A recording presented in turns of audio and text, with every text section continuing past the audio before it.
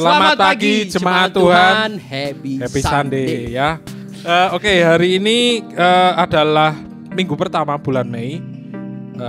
Kita akan perjamuan kudus nanti. Saudara siapkan di rumah anggur dan rotinya. Kalau nggak ada anggur bisa sirup, bisa teh mungkin ya.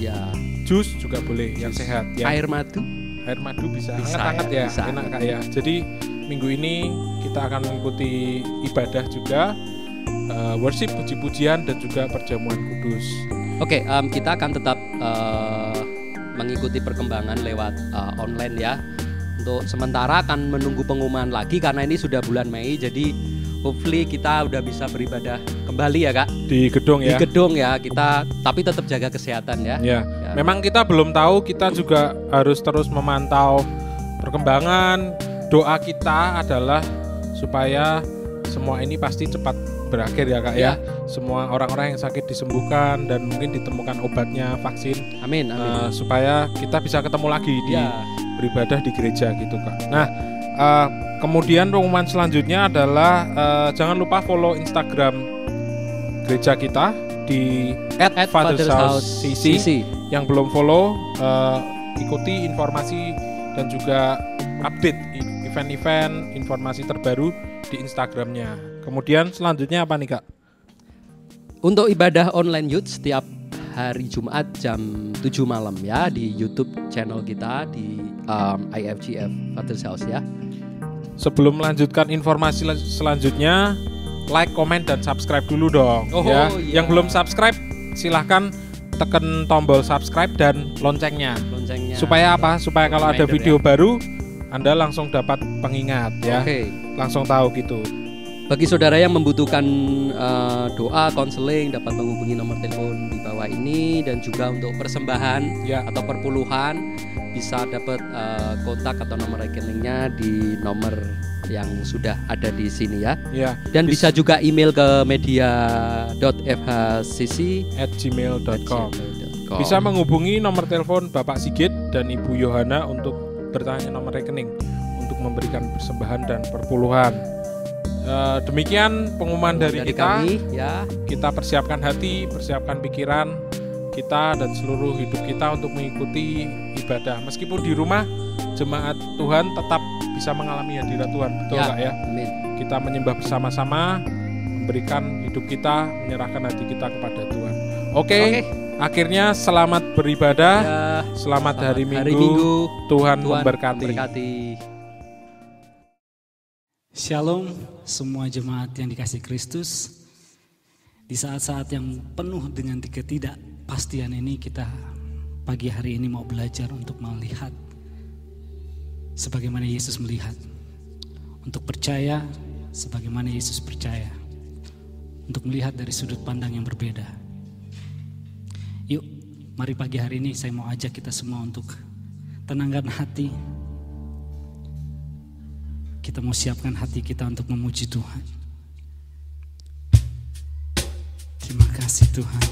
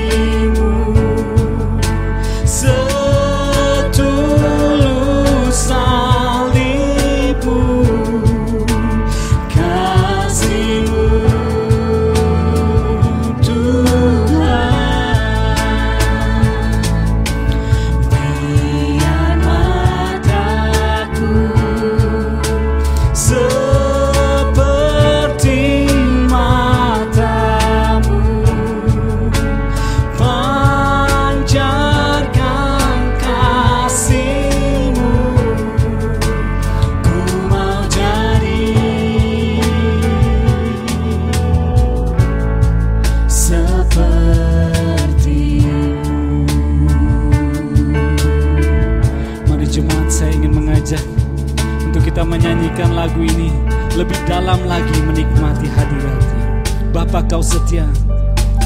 Bapa, Kau setia, takkan meninggalkan. Yes God, dan ku percaya.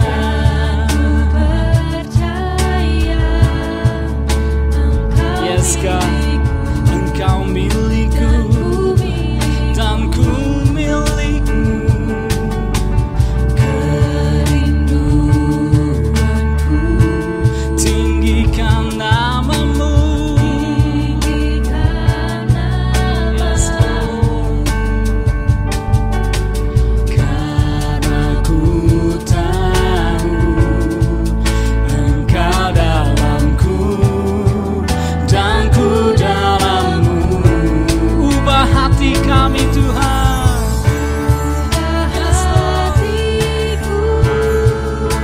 seperti hatimu, setulus salibmu, kasih-Mu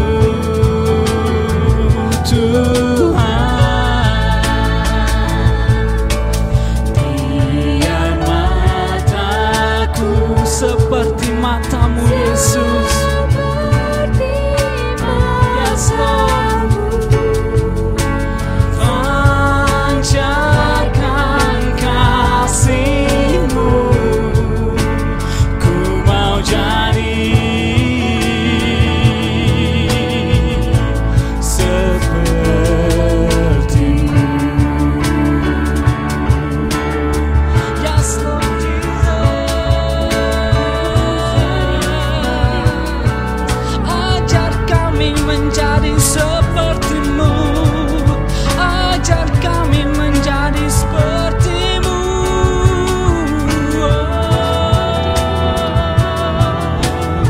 Yes Lord, come on. Terima kasih Tuhan, terima kasih Yesus. Yes God, hari ini kami mau memuji Engkau Tuhan, mau melihat bahwa Engkau adalah Allah kami. Yes God, mari ubah hati kami Tuhan. Ubah hatiku seperti hati-Mu, setulus salib-Mu, kasih-Mu Tuhan.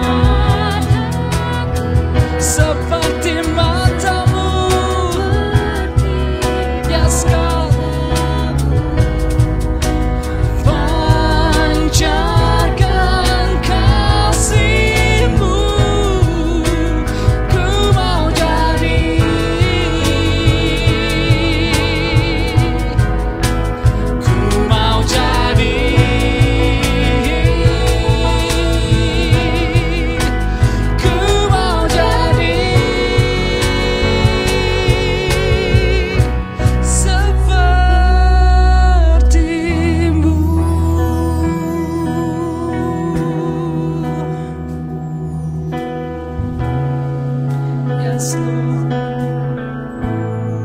kami mau jadi seperti-Mu.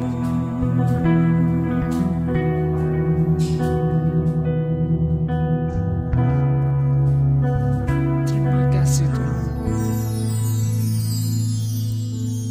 Buka hati kami untuk mendengarkan firman-Mu Bapa. Saat ini kami siap untuk mendengar dan melakukan firman yang akan disampaikan. Di dalam nama Yesus kami berdoa. Amin.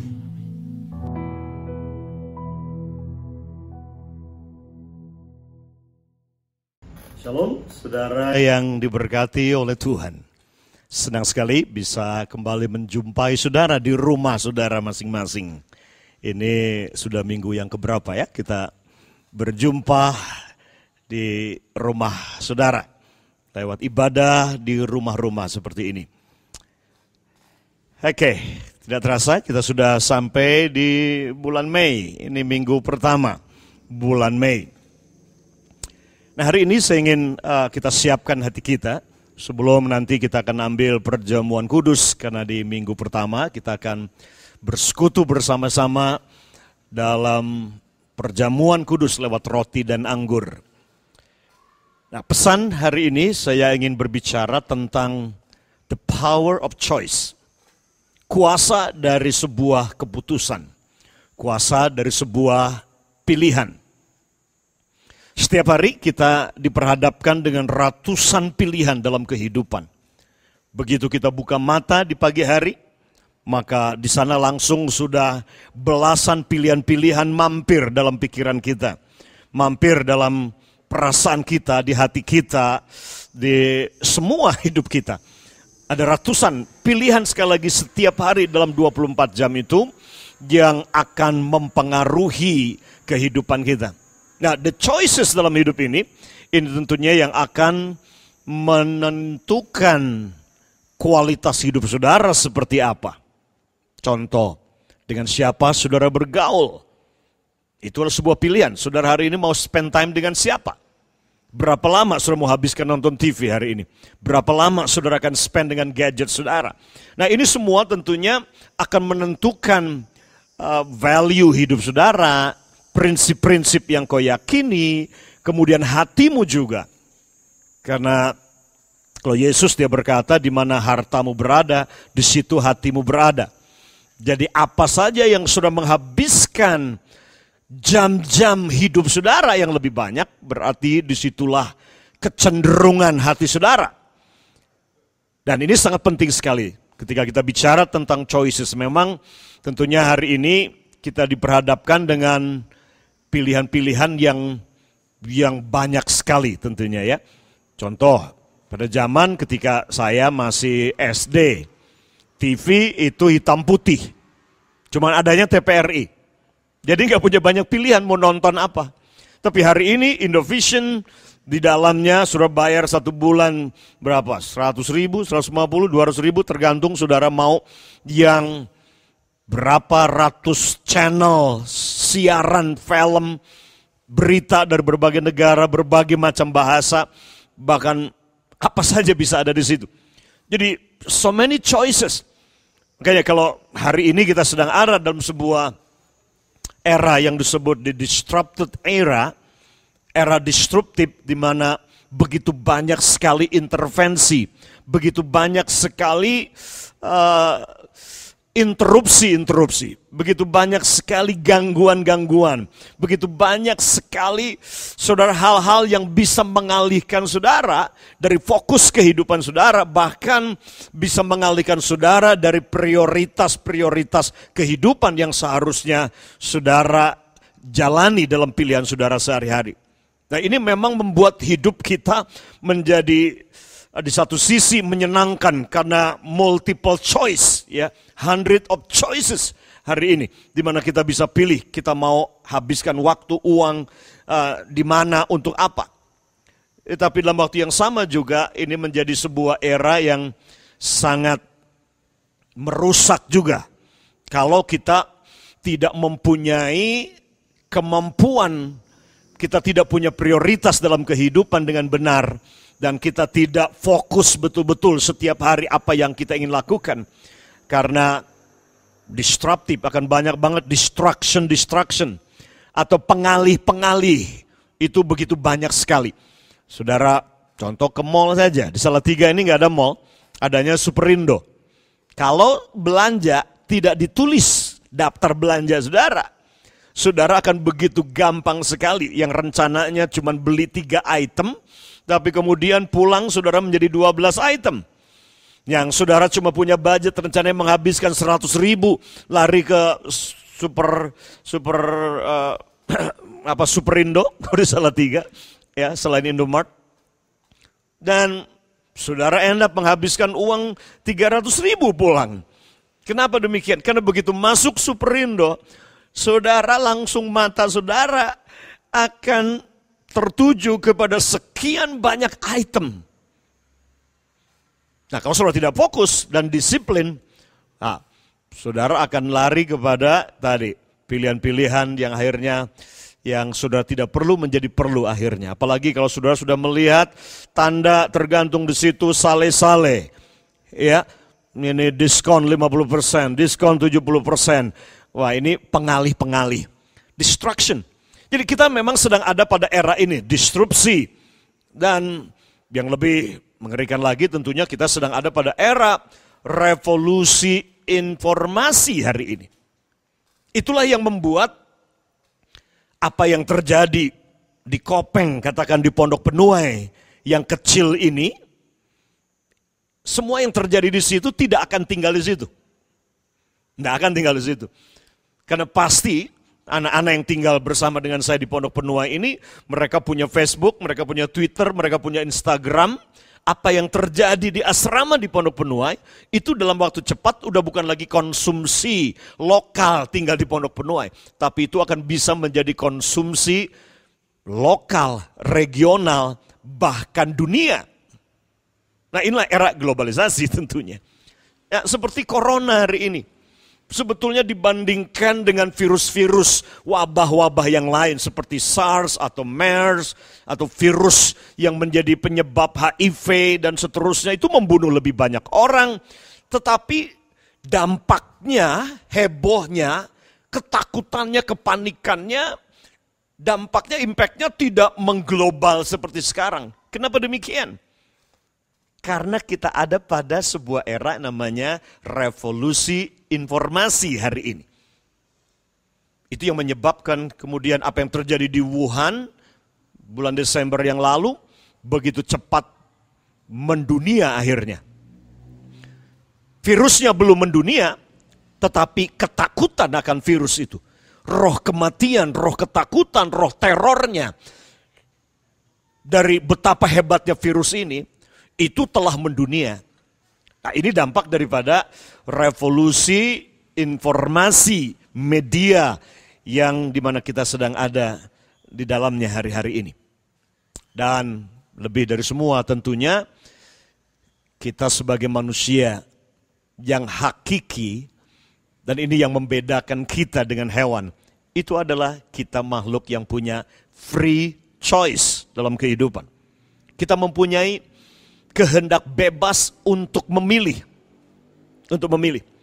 Nah, dalam firman Tuhan dikatakan salah satu nabi Amos, dia melihat, dia bernubuat, dia melihat, dikatakan a crowd, 1,000 and 1,000,000 of people are in the valley. Dan namanya valley ini adalah a valley of decision.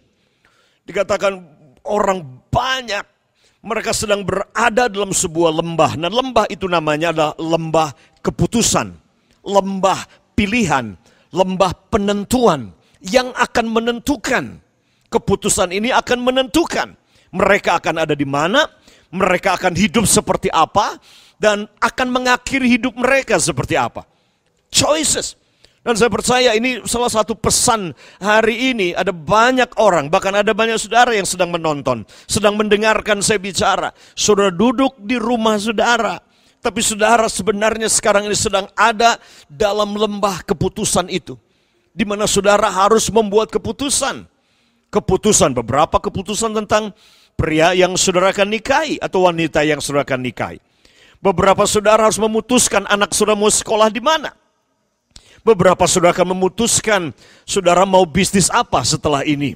Setelah mungkin ngalami PHK. Beberapa saudara harus memutuskan mau kuliah di mana. Beberapa saudara memutuskan mau menikah di mana. Beberapa saudara harus membuat banyak keputusan. Bahkan mungkin beberapa saudara sedang ada dalam sebuah lembah keputusan ini. Di mana saudara akan memutuskan apakah pernikahan saudara akan berakhir. Ataukah saudara akan bertahan, pegang janji Tuhan dan percaya mujizat terjadi untuk rumah tangga pernikahan saudara. It's your choice. Ini satu hal yang Tuhan sendiri tidak paksakan. Dia tidak bisa take over. Itu adalah human free will. Kehendak bebas saudara. Ini yang menjadi landasan dari humanism. Ini yang menjadi gerakan humanisme. Landasannya adalah ini. Bahwa kita diciptakan berbeda dengan semua hewan. Kita makhluk yang bisa memilih baik dan jahat. Kita manusia diciptakan bisa menentukan apa yang mau kita makan, apa yang tidak kita mau makan. Mau tidur jam berapa, mau pakai baju apa, mau pakai warna apa, mau pakai sepatu yang haknya berapa senti. Ini yang tidak dimiliki oleh hewan. Ini yang membuat berbeda. Nah, ada satu ayat, saudara, dan bahkan ayat ini menjadi sebuah pesan yang disampaikan oleh Oma Evi pada awal tahun 2020. Itu dari Ulangan pasal yang ke-30 ayat 19 sampai dengan ayat yang ke-20. 19 dan 20. Dikatakan demikian, aku memanggil langit. Ini Musa, dia berkata kepada bangsa Israel, aku memanggil langit dan bumi menjadi saksi terhadap kamu. Wow. Langit, bumi, heaven and earth become a witness, menjadi saksi. Saksi terhadap kamu, terhadap bangsa Israel pada hari ini. Wah, kalau di pengadilan 2-3 orang saksi, ya menjadi saksi mata. Tetapi di sini Tuhan ingin mempertegas sebuah keputusan yang Tuhan mau berikan kepada bangsa Israel. Menjadi saksi dari undang-undang, menjadi saksi dari sebuah perintah ya, yang Tuhan akan perhadapkan kepada bangsa itu. Dikatakan langit bumi menjadi saksi terhadap kamu pada hari ini. Dan ini yang Tuhan katakan, kepadamu. Ganti katamu itu, saudara, sebagai suami, sebagai ayah, istri, ibu, anak, pimpinan perusahaan, bahkan apapun profesi saudara, ganti katamu di situ ya, dengan pribadi saudara. Kuperhadapkan kepadamu. Kepadamu kuperhadapkan kehidupan dan kematian. Catat itu. 2 sisi itu. Ya. Kehidupan dan kematian. Kemudian dia berkata berkat dan kutuk. Garis bawahi lagi. Berkat dan kutuk. Kemudian Tuhan berkata begini. Tuhan tidak akan pilih buat kamu. Dia tidak akan berkata, oh, kamu awas, kamu harus pilih kehidupan. Kamu harus pilih berkat ya, awas kamu. Ya, Tuhan mengancam dan memaksa saudara untuk memilih. Tidak. Dia bukan Tuhan yang suka memaksa. Oke? Tapi Tuhan hanya berkata begini, pilihlah kehidupan. It's your choice. Pilih kehidupan, Tuhan berkata. Ini kehendak Tuhan. Dia hanya beritahu kehendaknya buat saudara. Kalau saudara ingin hidup, saudara bisa pilih kehidupan. Kalau saudara ingin diberkati, saudara bisa pilih diberkati kalau engkau mau. Artinya dikatakan death and life, blessing and curse, itu ada pada pilihan. Pilihan yang saudara buat setiap hari. Dikatakan di sini, pilihlah kehidupan supaya engkau hidup. Tidak mungkin kalau engkau pilih kehidupan, kemudian engkau mati dan hidup di bawah kutuk. Pilihlah kehidupan supaya engkau hidup. Baik engkau maupun keturunanmu. Perhatikan di sini, pilihan saudara bukan cuma berpengaruh buat diri saudara pribadi. Tapi pilihanmu ini juga akan berdampak kepada generasi berikutnya. Generasi kedua, ketiga bahkan. Oke? Dikatakan dalam Keluaran pasal 20 bahwa dosa dari para bapak itu dia akan turun-temurun sampai generasi ketiga dan keempat bagi mereka yang tidak takut akan Tuhan. Generational curse. Oleh karena itu pilihan saudara, perhatikan ini sebelum memilih dalam kehidupan ini. Dampaknya bukan untuk diri saudara, tapi dampaknya buat generasi yang akan datang. Generasi yang akan datang. Dikatakan di sini, supaya engkau hidup baik engkau maupun keturunanmu. Kalau saudara pilih hidup, maka dikatakan ini yang saudara lakukan 3 hal ini. Kalau saudara pilih hidup, saudara pilih berkat, pilih buat keputusan hari ini. Tentukan hari ini 3 hal ini yang harus saudara lakukan. Yang pertama adalah mengasihi Tuhan Allahmu. Itu yang pertama. Pilih. Seperti Yosua dia berkata, aku dan seisi keluargaku, kami memutuskan untuk melayani Tuhan. Kami memutuskan untuk menyembah hanya Tuhan saja. Hanya Yahweh, hanya Jehovah saja yang kami sembah. Aku dan seisi keluargaku. Sementara bangsa-bangsa lain, mereka menyembah banyak Tuhan-Tuhan yang lain. Tetapi Yosua dia berkata, aku buat keputusan ini sebagai bapa, sebagai suami. Aku ambil keputusan ini. Walaupun semua suami-suami lain, para ayah yang lain memutuskan mereka menyembah dewa-dewa berhala di tanah Kanaan. Tetapi aku, kata Yosua, dan seisi keluargaku, kami memutuskan untuk melayani Tuhan. Untuk menyembah hanya Jehovah saja di dalam Yesus Kristus Tuhan. Dan inilah yang para ayah, para suami harus putuskan hari ini. Sementara engkau duduk dalam rumahmu. Kalau selama ini engkau tidak berperan jadi imam, jadi raja, jadi nabi dalam rumah itu. Hari ini putuskan bahwa saudara akan membawa keluarga saudara untuk menyembah Tuhan, melayani Tuhan, dan sungguh-sungguh hidup takut akan Tuhan. Dan hanya kepada Dia saja saudara menyerahkan pengabdian hidupmu ini. Lanjutkan dikatakan di sini. Yang pertama adalah mengasihi Tuhan, putuskan itu. Dengan mengasihi Tuhan Allahmu. Yang kedua, mendengarkan suaranya. Ini yang kedua. Buat keputusan untuk mendengarkan suara Tuhan. Dan yang ketiga, dan berpaut padanya. Miliki hati yang berpaut kepada Tuhan, melekat kepada Tuhan. Kalau saudara pilih hidup, pilih 3 hal ini. Cintai Tuhan, dengarkan suara Tuhan, dan miliki hati yang terus berpaut dan melekat kepada Tuhan. 3 hal ini. Dan kemudian dilanjutkan di sini, dampaknya adalah ini. Ketika engkau buat 3 keputusan ini, dia berkata, sebab hal itu berarti hidupmu dan lanjut umurmu untuk tinggal di tanah yang dijanjikan Tuhan dengan sumpah kepada nenek moyangmu, yakni kepada Abraham, Ishak dan Yakub, untuk memberikannya kepada mereka. Wow. It's your choice. Pilihan ada pada saudara. Saudara bisa tulis, saudaraku. 1 kolom isinya adalah ini. Hidup. Di sebelahnya mati. Berkat atau kutuk. Iman, percaya pada firman Tuhan, atau takut tunduk kepada roh, corona dan ketakutan yang kita dengar di sana sini hari-hari ini. Saudara bisa pilih sehat atau saudara pilih sakit. Tahukah saudara bahwa hidup dan mati itu pilihan ada pada saudara. Hidup dalam berkat atau hidup dalam kutuk, pilihan ada sama saudara. Hidup dalam iman atau hidup dalam ketakutan, pilihan ada sama saudara. Hidup dalam kesehatan dan hidup dalam penyakit, itu juga pilihan ada sama saudara. The choices is yours.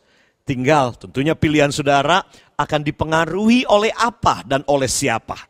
Apa yang menjadi latar belakang yang mendasari keputusan dan pilihan-pilihan dalam hidup saudara. Sekali lagi, ini yang membedakan. Ketika Tuhan ciptakan Adam dan Hawa, Dia ciptakan manusia memiliki roh, memiliki jiwa dan tinggal dalam tubuh ini. Jiwa manusia yang disebut disinilah a moral being. Ya, manusia itu adalah manusia moral yang punya hati, punya perasaan, punya intelek dan punya keinginan untuk menentukan pilihan-pilihan dalam kehidupan. Ketika Tuhan ciptakan Adam, maka di Taman Eden itu Tuhan kasih 2 pohon di sana. Satunya pohon kehidupan, satunya pohon pengetahuan yang baik dan yang jahat. Dan kemudian Tuhan berkata kepada Adam, dari semua pohon ini Adam, boleh kamu makan buahnya. Cuma satu saja, yaitu pohon pengetahuan yang baik dan yang jahat. Itu jangan kamu makan. Kalau kamu makan buahnya, ini yang terjadi, kamu akan mati. Kamu akan terusir dari Taman Eden, dan kamu akan kehilangan kemuliaan, kamu akan kehilangan kehidupan. Kamu akan hidup ada di bawah kutuk kematian dan kutuk dosa itu. The choices is your Adam. Pilihan ada sama kamu. Dan apa yang terjadi dengan Adam? Adam, dia memilih pohon pengetahuan yang baik dan yang jahat. Karena pilihan ini, dia dipengaruhi oleh tipuan dan kebohongan dari si iblis. Dan pilihan Adam dan Hawa ini dipengaruhi oleh kenikmatan mata, nafsu matanya dia. Pilihannya Adam dipengaruhi oleh keinginan dagingnya dia, nafsu dagingnya dia.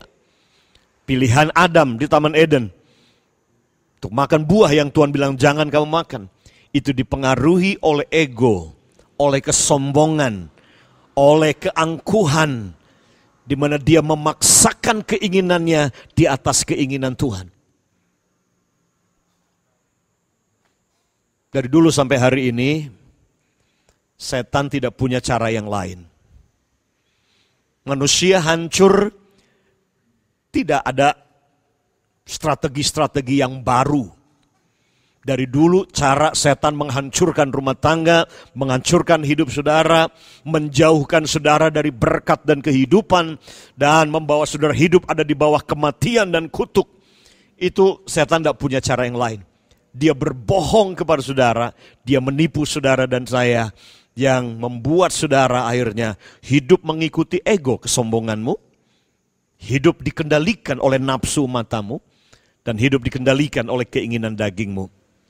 Adam, dia memilih makan buah yang Tuhan bilang jangan makan. Konsekuensinya, dia mati. Mati secara roh. Mati dalam pengertian terpisah dari Tuhan. Mati dalam pemahaman, dia putus hubungan dengan Tuhan. Itulah kata mati dalam Alkitab. Artinya adalah terpisah dari kehidupan Tuhan. Dan itu yang terjadi dengan Adam dan Hawa. Sehingga Ibrani pasal 9 ayat 27 dia berkata bahwa telah ditetapkan buat semua manusia setelah Adam. Bahwa satu kali kamu akan mati. Dan setelah itu kamu akan dihakimi. Kematian adalah sesuatu yang kita semua tidak bisa lari daripadanya. Kenapa demikian saudara? Karena akibat daripada pilihannya Adam ini. Roma 6 ayat 23 diberkata upah dosa itu maut. The wages of sin is death. Dosa dan maut itu tidak bisa dipisahkan. Di mana ada dosa, maka di situ akan ada kematian. Kalau dosa terus, dia sampai penuh cawan itu dengan dosa, hasilnya adalah kematian. Kematian. Ini sesuatu yang kita tidak bisa lari lagi. Siapapun saudara, presiden, perdana menteri, apapun saudara jabatannya. Nabi kek, Habib kek, apa saja posisi saudara. Saudara tidak bisa melawan takdir ini yang bernama kematian. Karena Alkitab berkata bahwa sudah ditetapkan manusia satu kali akan mati. Setelah itu akan dihakimi oleh hakim segala hakim. Siapakah hakim yang akan menghakimi saudara? Yesus Kristus Tuhan kita, dia hakim agung, hakim yang adil itu saudara. Kita akan dihakimi, semua kita. Bahkan saudara sepupu kita dalam Al-Quran memberitahu kepada kita bahwa Isa Al-Masih ini akan datang kembali menjadi hakim dari semua umat manusia. Dia akan datang menjadi hakim. Nah, bayangkan ini. Mati adalah takdir yang saudara dan saya tidak bisa lari. Tapi pertanyaannya adalah ini. Kalau waktu itu tiba buat saudara, Karena Yakobus berkata napas hidup manusia itu seperti uap. Napas manusia seperti uap. Sekejap ada, sekejap kemudian bisa lenyap. Kematian bisa mendatangi saudara dan saya kapan saja, di mana saja. Walaupun tentunya kembali kepada pilihan. Untuk mati, itu sudah tidak bisa memilih. Karena kematian pasti akan mendatangi kita. Tetapi bagaimana saudara mati? Kapan saudara mati? Untuk apa saudara mati? Pilihan ini ada pada saudara. Pilihan tiap-tiap hari dalam kehidupan. Ini akan menentukan saudara matinya kapan, saudara matinya karena apa, saudara matinya itu untuk apa, saudara. Itu pilihan ada sama saudara. Dan tentunya pilihan-pilihan tadi ini akan dipengaruhi tadi. Dipengaruhi oleh apa yang saudara yakini. Dipengaruhi oleh apa yang mengendalikan hidup saudara. Dipengaruhi oleh tujuan-tujuan hidup saudara. Itu yang akan menentukan. Nah, dalam Hosea pasal yang keempat ayat yang keenam dikatakan demikian. Dikatakan umatku binasa karena kurang pengetahuan.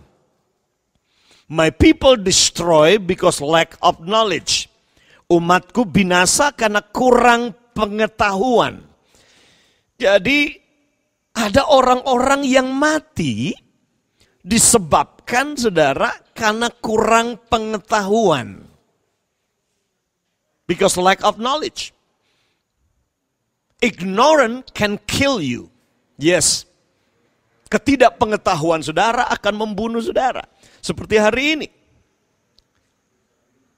Informasi begitu deras tentang corona, yes.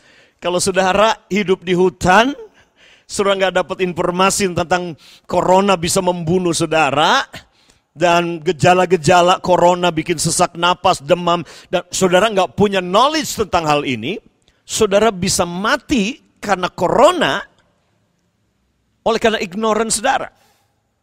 Tapi juga saya mau beritahu buat saudara, bahwa bukan cuma not only what you don't know can kill you, tetapi also what you know can kill you also. Apa yang saudara tahu itu juga bisa membunuh saudara. Kalau setiap hari saudara dicekokin dengan berita tentang kematian karena corona, dan terlalu banyak informasi tentang corona yang simpang siur, mana yang benar, mana yang enggak, saudara telan habis, dan akhirnya tiap hari saudara bingung. Si A bilang begini, si B bilang begitu, informasi-informasi arus begitu cepat sekali, dan yang menghasilkan saudara hidup stres, bingung, disorientasi, ketakutan, kena teror, takut mati karena virus corona, sehingga saudara nggak berani beraktivitas, nggak berani keluar rumah, saudara nggak berani bikin apa-apa, cripple, melumpuhkan seluruh daya tahan saudara dalam kehidupan. What you know also can kill you.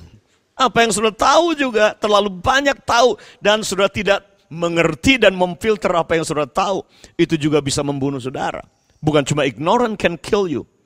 Ada banyak sekali anak-anak muda yang mati karena ketidakpengetahuannya dia. Nah, dalam Yakobus, saudara, ada 4 cara ya tentang kematian ini. Dalam pengkhotbah dalam pasal yang ke-7, ayat yang ke-15 sampai dengan ayat yang ke-17. Pengkhotbah pasal yang ke-7, ayat 15 sampai dengan ayat yang ke-17. Nanti saudara bisa baca ya dalam pasal itu. Yang pertama adalah ini, ada orang yang mati karena kesalehannya. Ada. Orang mati karena kesalehannya. Tapi ini bukan kesalehan yang mutlak kepada Tuhan dan kebenaran. Bukan kesalehan yang mutlak kepada prinsip-prinsip kekalnya Tuhan.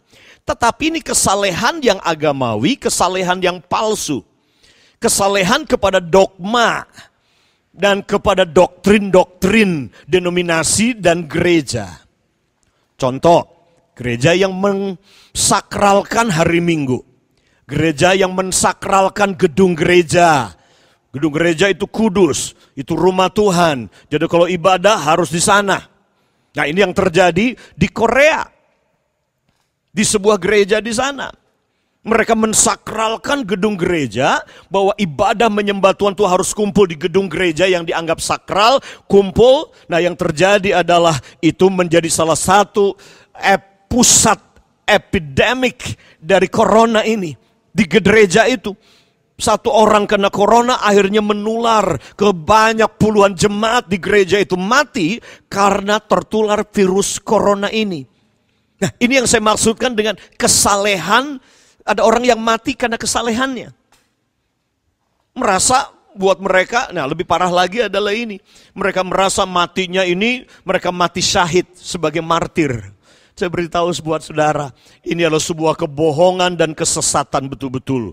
Ini kesalehan yang palsu. Kesalehan agamawi adalah kesalehan yang palsu. Atau ada yang kemudian mungkin membuat puasa menjadi sebuah aturan di gerejanya. Sehingga semua orang diharuskan berpuasa dengan ancaman. Sehingga akhirnya ada orang yang mati karena berpuasa. Ini kesalehan yang palsu. Jadi ada orang yang mati karena kesalehannya. Tapi ini kesalehan yang palsu. Atau hari ini, sudah beberapa minggu ini kita ibadah di rumah. Kenapa?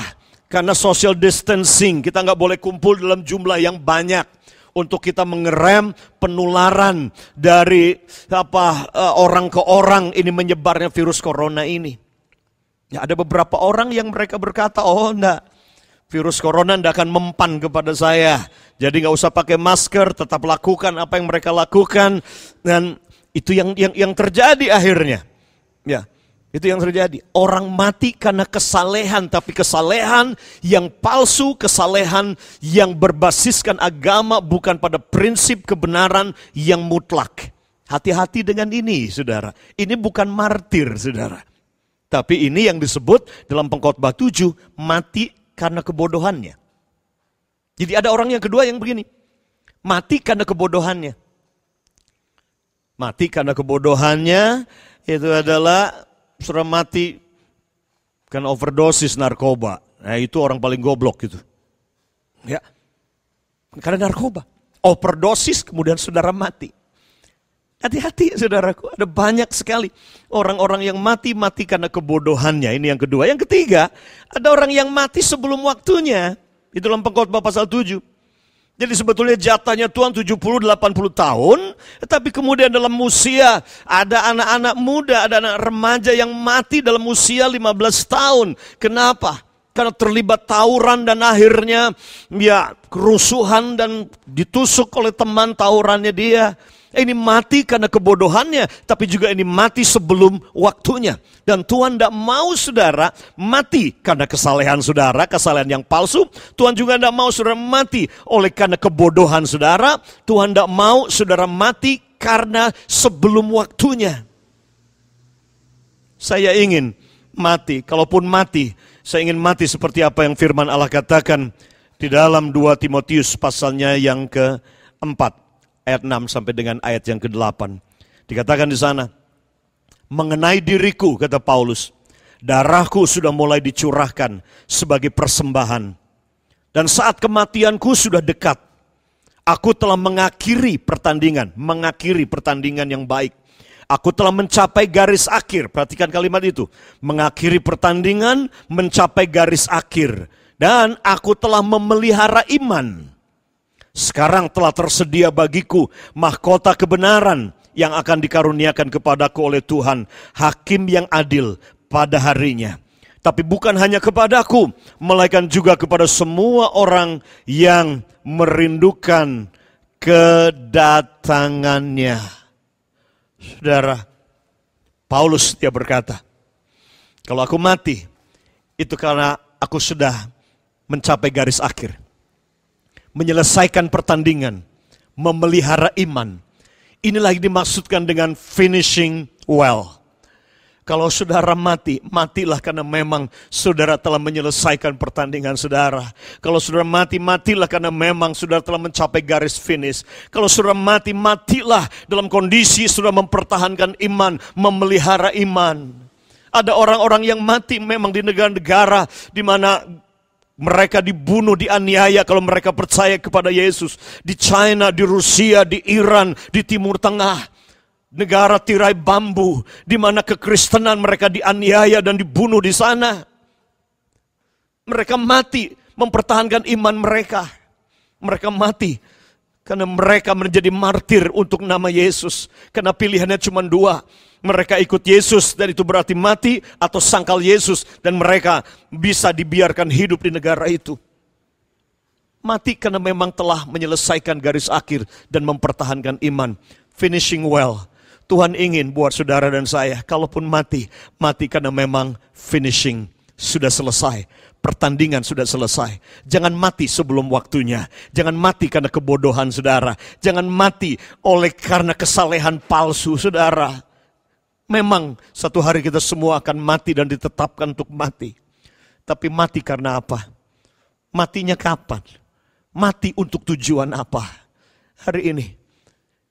Sebelum kita ambil roti dan anggur sebentar dalam perjamuan kudus ini. Yesus dia mati.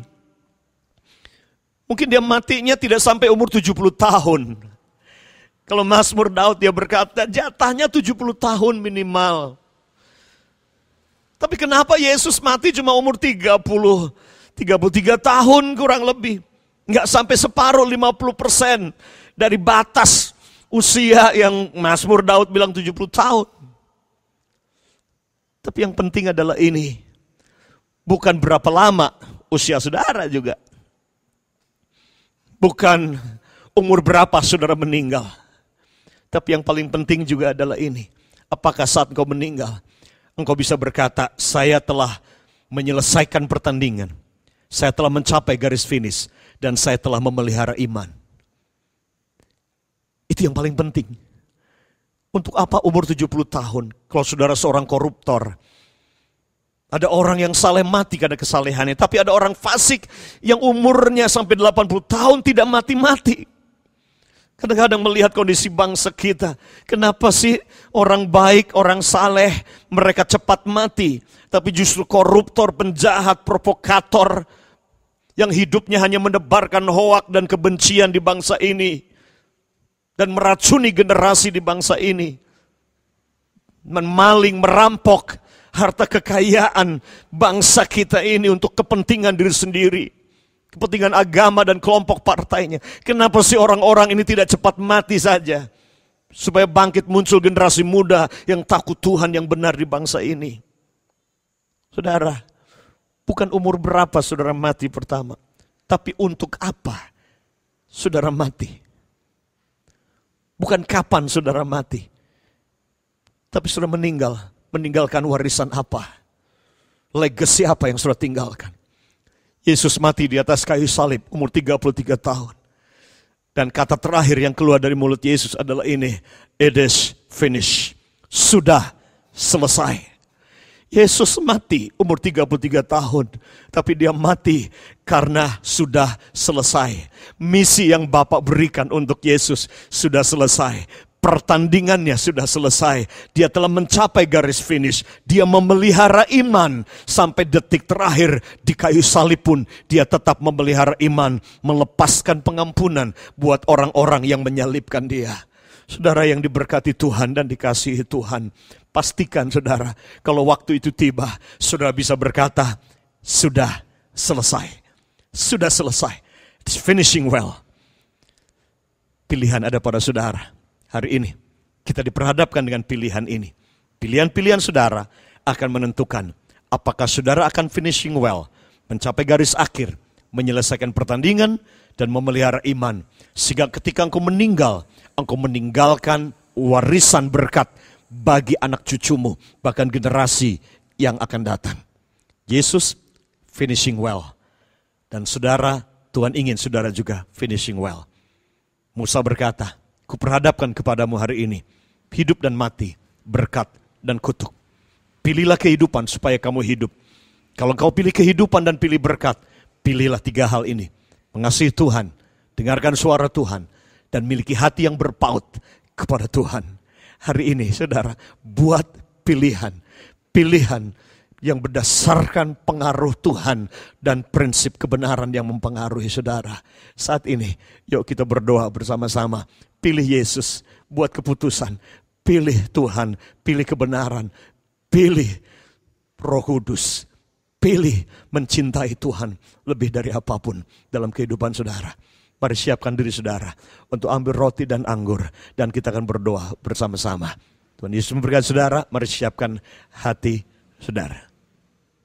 Saudara, siapkan roti dan anggur saudara.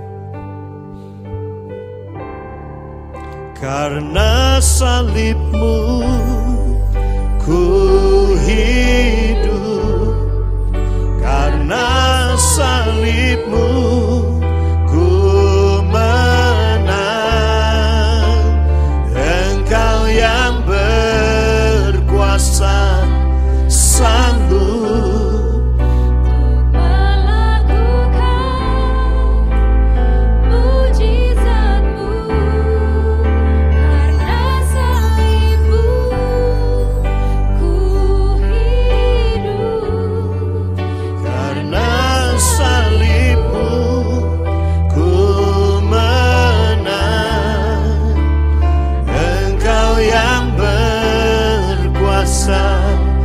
sanggup untuk melakukan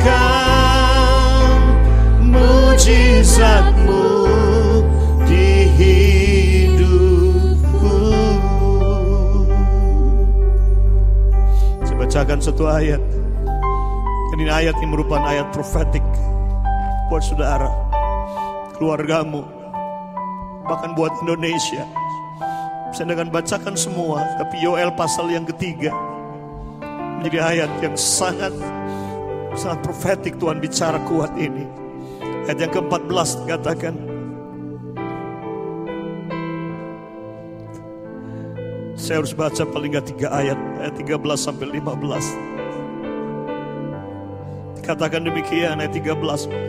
Ayunkanlah sabit, sebab sudah masak tuayan. Marilah, iriklah, sebab sudah penuh tempat anggur, tempat-tempat pemerasan kelimpahan, sebab banyak kejahatan mereka. Kejahatan dan dosa bangsa itu dikatakan sudah penuh, melimpah di tempat pengirikan anggur itu. Ayunkanlah sabit, artinya menuai. Kau menabur dalam kedagingan, kamu akan menuai kematian. Menabur dosa dan kejahatan, menuai murka. Itu yang dimaksudkan di sini. Saya bersyukur Yesus, dia sudah minum cawan murka itu 2000 tahun lalu, sehingga hari ini kita akan minum cawan berkat. Ayat 14 dia berkata, banyak orang, multitude, banyak orang di lembah penentuan, multitude of people in the valley of decision, dalam sebuah lembah keputusan, lembah penentuan. Ya, sudah dekat hari Tuhan. Di lembah penentuan, matahari dan bulan menjadi gelap, dan bintang-bintang menghilangkan cahayanya. Tuhan mengaum dari Sion, dan dari Yerusalem dia memperdengarkan suaranya. Dan langit dan bumi bergoncang, tetapi Tuhan adalah tempat perlindungan bagi umatnya dan benteng bagi Israel. Ini yang saya lihat hari ini. Multitude, banyak orang di bangsa ini, bahkan di dunia hari ini sedang dibawa, digiring dalam sebuah lembah ini. Dan lembah ini namanya adalah lembah penentuan. This valley called the valley of decision, di mana hari ini 7 miliar penduduk dunia sedang ada di lembah ini. Ada yang sudah membuat keputusan lolos dari lembah ini, tapi masih ada hari ini yang mungkin di rumah sakit, yang mungkin karena corona saat ini ratusan ribu di Amerika, di Italia, di Spanyol, di Iran, di 200 lebih bangsa di dunia. Mereka ada dalam lembah keputusan, tanpa harapan karena corona, di ruang isolasi, dalam lembah keputusan. Apakah mereka mau percaya pada Yesus atau tidak? Memutuskan untuk memilih Tuhan, mengasihi Tuhan, memilih hidup dan berkat. Atau mereka justru menolak Yesus. Dan itu berarti mereka memilih kematian dan kutuk. Multitude of people in the valley of decision hari ini. Mungkin itu saudara, mungkin itu keluargamu. 270 juta penduduk bangsa kita sedang ada di lembah ini. Saya berdoa hari ini, siapapun saudara, mungkin saudara sedang diambang pintu kematian. Mungkin saudara sehat, tapi mungkin rumah tanggamu diambang kehancuran, bisnismu diambang kebangkrutan. Make a decision hari ini, karena keputusanmu hari ini akan berdampak bukan hanya buat hidupmu, keluargamu, tapi generasi berikutnya. Yuk, sambil kita ambil roti, buat keputusan, kita pilih Yesus, pilih mencintai Dia, pilih mengasihi Dia. Haleluya. Mari saudara ambil roti di tangan kanan saudara. Terima kasih Tuhan. Dari para ayah, para suami di rumah, ambil roti di tangan kananmu. Demikian pada malam waktu Tuhan Yesus diserahkan, diambil roti itu. Kemudian dia pecah-pecahkan roti ini. Kemudian bagi-bagikan pada murid-muridnya dan dia berkata, roti ini inilah tubuhku yang dipecahkan bagi kamu. Tubuhnya Yesus hancur. Cambuk Romawi merobek-robek dagingnya Yesus, tubuhnya Yesus. Supaya hari ini tubuh Kristus, yaitu kita orang percaya di Indonesia, tidak lagi terkotak-kotak oleh doktrin, denominasi dan merek gereja. Tapi kita disembuhkan utuh menjadi satu sebagai gereja Tuhan Yesus. Kita utuh menjadi gerejanya Tuhan. Hari ini Indonesia disembuhkan, rumah tanggamu disembuhkan oleh bilurnya. Rumah tanggamu, ekonomimu, hubunganmu disembuhkan. Karena itu sekarang makanlah di dalam nama Tuhan Yesus Kristus.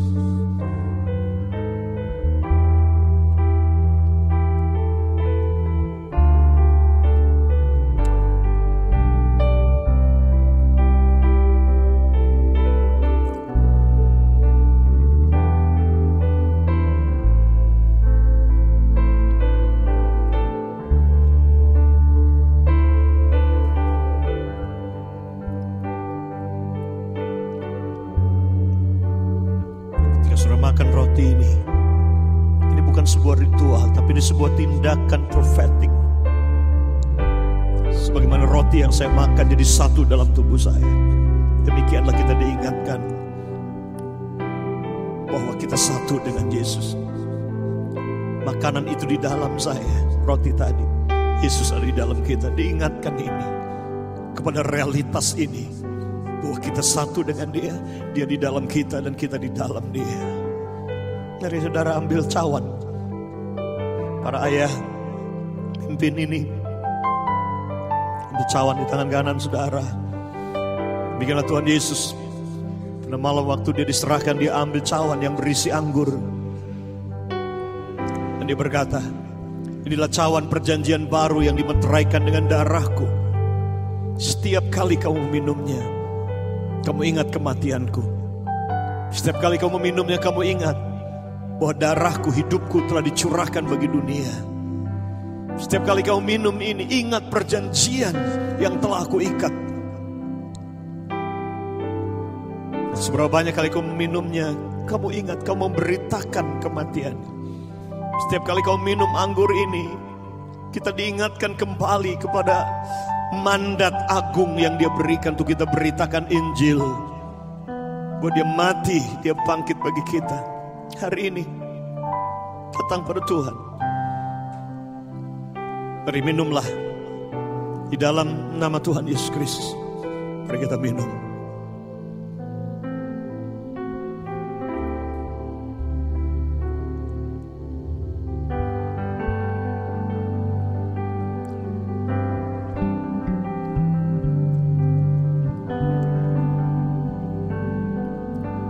Terima kasih Tuhan. Terima kasih buat darah-Mu Tuhan. Terima kasih buat darah yang tercurah. Engkau tidak sisakan sedikit pun di atas kayu salib. curahkan hidupmu bagi kami. Oh, berdoa supaya teladan Tuhan Yesus ada pada saudara semua. Darahnya dicurahkan, biar kita jadi seperti itu, anggur yang tercurah. Hidup kita dicurahkan bagi orang lain. Baharui perjanjian kita dengan Tuhan, iman kita kepada Yesus. Yuk kita nyanyi satu kali lagi pujian ini. Karena salibmu aku hidup, karena salibmu ku hidup, karena salibmu ku menang. Engkau yang berkuasa, sanggup untuk melakukan mujizatmu. Karena salibmu ku hidup. Silakan para ayah berdoa buat anak-anak. Yuk mama berdoa. Mari pegang tangan, saling mendoakan satu sama lain, saling menyembuhkan, saling menguatkan. Doakan orang kanan kirimu di rumah itu. Mujizat masih ada. Tuhan buat mujizat, ada kemenangan, ada kehidupan, ada mujizat di rumahmu. Ada mujizat di sana, kau nggak perlu cari pendeta. Ada mujizat dalam ruang tamumu. Ada mujizat dalam anggur dan roti yang kita minum hari ini. Ada kehidupan dan kemenangan bagimu. Sanggup untuk melakukan mujizatmu di hidupku.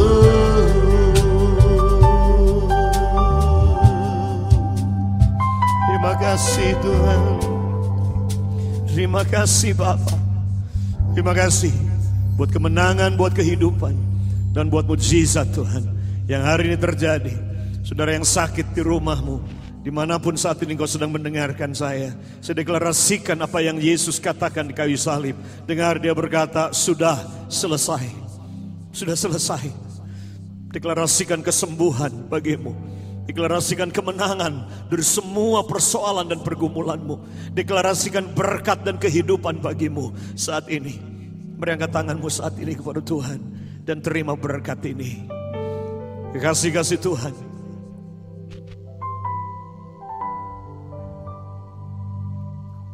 Ibadah kita hari ini sudah selesai.